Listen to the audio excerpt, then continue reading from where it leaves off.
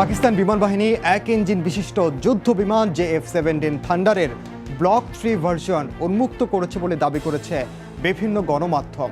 সামাজিক যোগাযোগ মাধ্যমে নতুন যুদ্ধ বিমানের বেশ কিছু ছবিও ছড়িয়ে পড়েছে, যেখানে বলা হচ্ছে খুব শিগগিরই এটি দেশটির বিমান বাহিনীর পরিষেবায় যুক্ত হবে। চীন ও পাকিস্তানের যৌথ উদ্যোগে নির্মিত JF-17 যুদ্ধ বিমানটি দামে সস্তা হলেও রয়েছে বিধ্বংসী ক্ষমতা।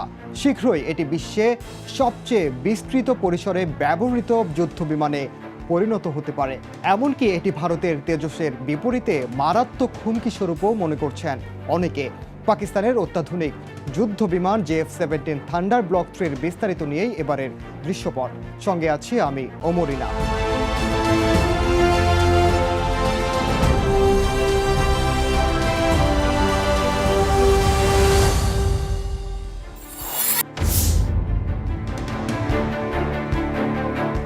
চীনের চেংদু এয়ারক্রাফট ইন্ডাস্ট্রি ও পাকিস্তান অ্যারোনটিক্যাল কমপ্লেক্স যৌথভাবে বানিয়েছে JF-17 সিরিজের যুদ্ধ বিমান। 2003 সালে প্রথমবারের মতো এটি আকাশে ওড়ে। একক আসনের এক ইঞ্জিন বিশিষ্ট এই যুদ্ধ বিমানটি পাকিস্তানে JF-17 থান্ডার ও চীনে FC-1 শিলং নামে পরিচিত। প্রথম কয়েকটি JF-17 পুরোপুরি চীনে তৈরি করা হলেও বর্তমানে পাকিস্তানেই এটির বেশিরভাগ উৎপাদন হয়।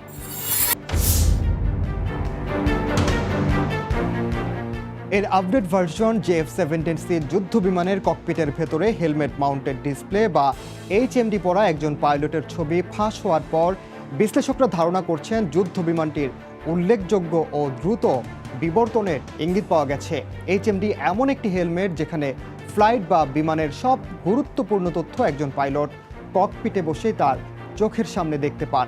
HMDর কারণে একজন পাইলট যখন বিমান চালান তখন তার ওড়ার চাপ কমে যায়, অপরদিকে পাইলটকে অভিযানের অন্যদিকে বেশি মনোযোগ দিতে সুযোগ দেওয়া হয়। জেনারেশন 4++ ক্যাটাগরির একটি প্লেনের প্রধান সিস্টেমগুলোর মধ্যে এটি একটি। অনেকের মতে নতুন ভেরিয়েন্টে কার্বন ফাইবার কম্পোজিটের ব্যবহার বাড়ানো হয়েছে, যেটির কারণে বিমানের ওজন অনেক কমে যায়, অর্থাৎ বিমানটি হালকা হয়ে যায়। পাকিস্তানের এক্সপ্রেস ট্রিবিউনের একটি প্রতিবেদনে পাকিস্তান অ্যারোনটিক্যাল কমপ্লেক্সের এক কর্মকর্তার বরাত দিয়ে বলা হয়েছে বিমানের আরও হালনাগাদ কাজ চলছে। গেল জানুয়ারিতে প্রথমবারের মতো JF-17C এর ছবি প্রকাশিত হয়, যেখানে কামরায় পাকিস্তান অ্যারোনটিক্যাল কমপ্লেক্সের বাইরে 7টি নতুন সিরিজের JF-17C এক সারিতে সাজানো রয়েছে বলে দেখা যায়। শীর্ষস্থানীয় প্রতিরক্ষা বিমান চলাচল পোর্টাল এভিয়াসি অনলাইন এর একটি প্রতিবেদনে বলা হয়েছে মোট 11টি JF-17 সেখানে ছিল, কারণ জেটের সিরিয়াল তাই ইঙ্গিত করে। দেশটির বিমান বাহিনী কমপক্ষে 50টি ব্লক 3 JF-17 কেনার পরিকল্পনা করেছে। এর মধ্যে কিছু বিমান গত জানুয়ারিতে পাক বিমান বাহিনীর হাতেও এসে পৌঁছেছে। 2019 সালের ডিসেম্বরে প্রথমবারের মতো আকাশে ওড়ে JF-17C। 2021 সালে যুদ্ধ বিমানটি চীনের সবচেয়ে উন্নত স্বল্প পাল্লার এয়ার টু এয়ার ক্ষেপণাস্ত্র বহন করেছে বলে দাবি করা হয়।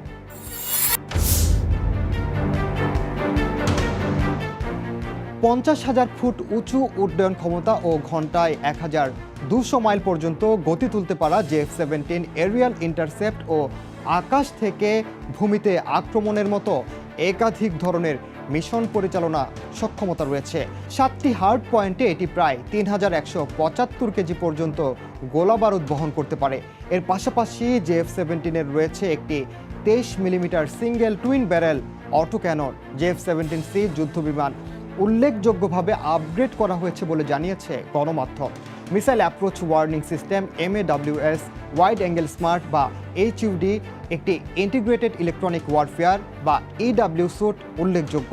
বেজিংয়ের একজন সামরিক বিশেষজ্ঞকে উদ্ধৃত করে 2021 সালে গ্লোবাল টাইমসের একটি প্রতিবেদনে বলা হয় PL-10 ক্ষেপণাস্ত্রের সঙ্গে JF-17 এর ব্লক 3 মারাত্মক যুদ্ধ ক্ষমতা অর্জন করতে সক্ষম।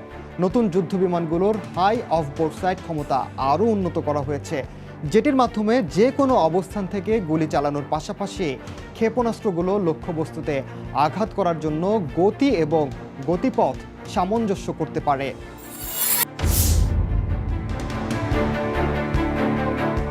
বর্তমানে বাজারে যেসব চতুর্থ প্রজন্মের যুদ্ধ বিমান রয়েছে সেগুলোর চেয়ে অনেক সস্তা JF-17।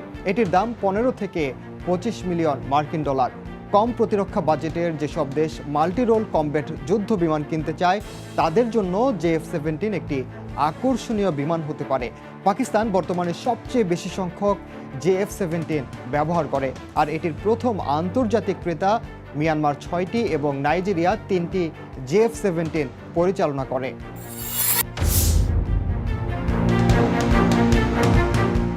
JF-17C ভারতের লাইট কমব্যাট এয়ারক্রাফট তেজস আর পাকিস্তানের এই যুদ্ধ বিমানের সামঞ্জস্যের বিষয়ে জার্মান ভিত্তিক চীনা সামরিক বিমান চালনা বিশেষজ্ঞ আন্দ্রেয়াস রুপ্রেস্ট বলেন, তেজস থান্ডারের সাথে এটি মেলে না।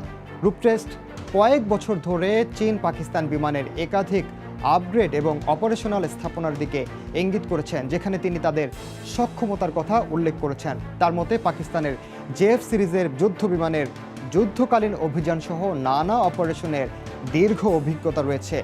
পাকিস্তানের কয়েকশো যুদ্ধ বিমান যেখানে বছরের পর বছর ধরে কার্যক্রম চালিয়ে যাচ্ছে, সেখানে ভারতের তেজসের সংখ্যা অতি নগণ্য।